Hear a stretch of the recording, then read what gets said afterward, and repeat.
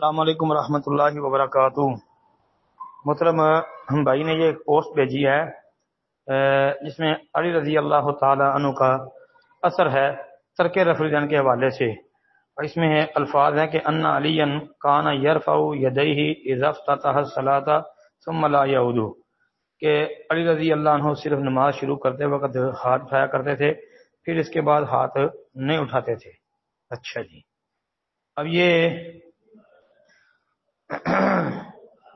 اثر کے متعلق یاد رکھیں کہ ائمہ محدثین نے اس اثر پر جرح کی ہے جی، اور شرح معانی الاثار امام طحاوی کی، اس میں یہ جلد نمبر 1 صفحہ 225 پر، اور علامہ ذیلی حنفی کی کتاب نصب الرایا جلد 1 صفحہ 406 پر موجود ہے۔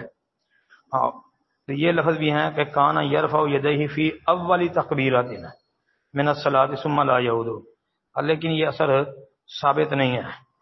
جزء الرفع الیدین امام بخاری کی کتاب ہے، اس کے صفحہ نمبر 11 پر سفیان ثوری رحمۃ اللہ علیہ، یہ بہت بڑے امام محدث تھے جی، انہوں نے اس اثر کا انکار کیا ہے۔ اسی طرح السنن الکبریٰ امام بہقی رحمۃ اللہ علیہ کی جلد نمبر 2 صفحہ 80 اور 81 دیکھیں۔ اسی طرح معرفت السنن والآثار امام بہقی کی جلد 1 صفحہ 550 دیکھیں، اس پر امام دارمی رحمۃ اللہ علیہ نے اس اثر کو کمزور قرار دیا ہے۔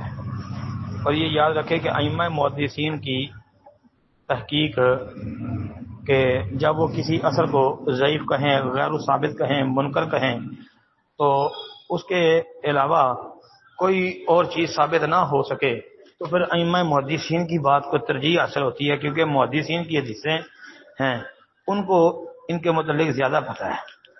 امام شافعی رحمۃ اللہ علیہ نے بھی کہا کہ یہ ثابت نہیں ہے، یہ قول بھی السنن الکبریٰ امام بہقی کی جلد 2 صفحہ 81 پر دیکھ سکتے ہیں۔ امام احمد بن حنبل رحمۃ اللہ علیہ اس اثر کا انکار کرتے تھے، یعنی ان کے نزدیک یہ اثر منکر ہے جی۔ مسائل احمد جی وہ دیکھ لیں، جلد 1 صفحہ 343 ہے۔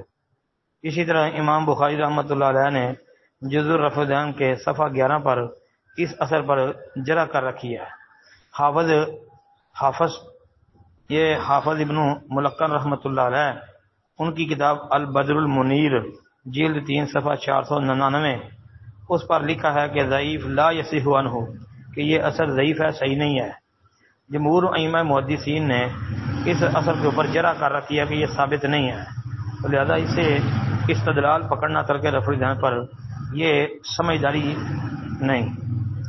پھر دوسری بات یہ ہے کہ یہ اثر جو ہے یہ علی رضی اللہ تعالیٰ عنہ کی بیان کردہ مرفوع حدیث جو ہے اس کے بھی خلاف ہے، جبکہ مرفوع حدیث اس حوالے سے موجود ہے علی رضی اللہ تعالیٰ عنہ کی، جس میں باقاعدہ رفع الیدین کا تذکرہ موجود ہے۔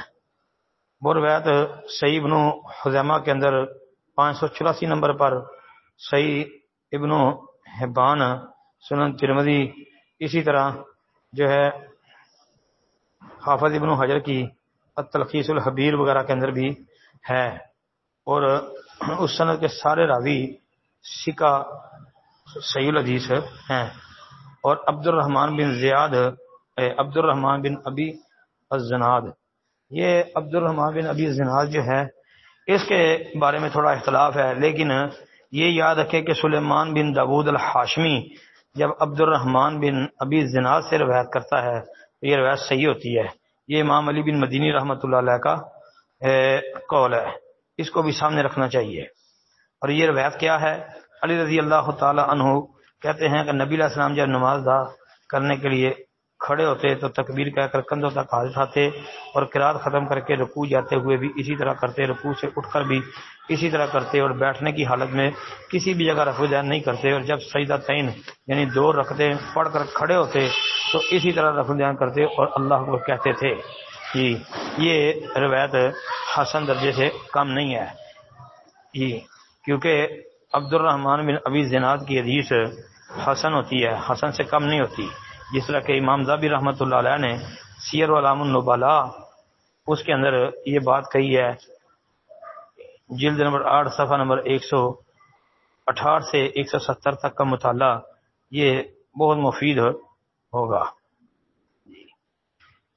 السلام علیکم ورحمۃ اللہ وبرکاتہ۔ السلام علیکم ورحمۃ اللہ وبرکاتہ۔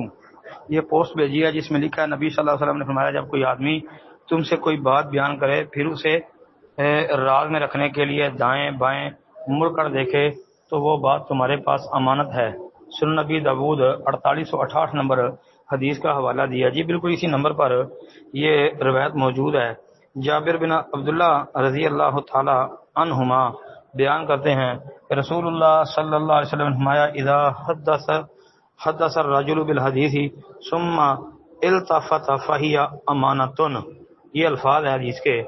جی یہ ابو داود کے علاوہ سنن ترمذی کے اندر 1959 نمبر پر بھی موجود ہے ترمذی میں، اور سند اس کی حسن ہے۔ جی السلام علیکم ورحمۃ اللہ وبرکاتہ۔